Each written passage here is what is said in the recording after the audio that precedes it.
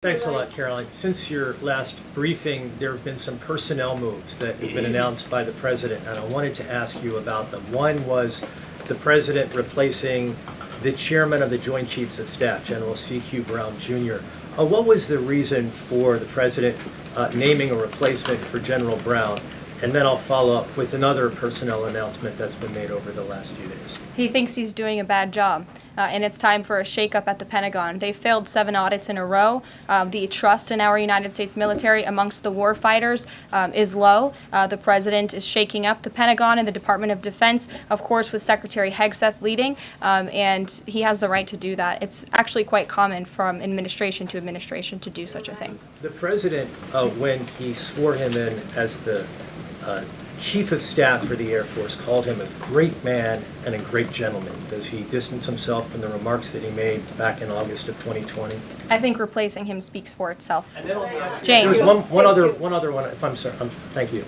On the FBI, the president also announced a new deputy director of the FBI, Dan Bongino. From what has been reported, and maybe this is not accurate reporting, you can tell me, the FBI director, Kash Patel, informed Republican senators that it would be an individual named as the deputy who was a special agent currently at the FBI, and of course Mr. Bongino is not. What was the reason for naming Mr. Bongino to this position, and was Mr. Patel not correct in making that assurance to those senators? I'm not sure if anybody in this room has listened to Mr. Bongino when he talks about the past corruption at the FBI, when he talks about his experience serving for the United States Secret Service.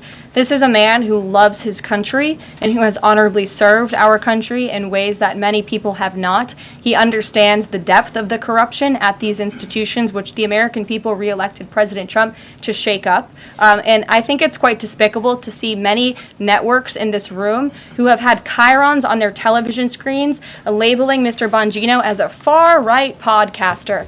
He is not. He is a former law enforcement agent. He is a former Secret Service agent who put his life on the line to protect this country, and that is why the President of the United States has entrusted him for this important role. He's also an outsider to this Washington swamp, and we often see that when outsiders are appointed to such coveted positions, a lot of people in this city get very, very nervous, and they should be, because Dan Bongino and Kash Patel and Attorney General Bondi are focused on rooting out the corruption at these agencies and ending the weaponization of government once and for all.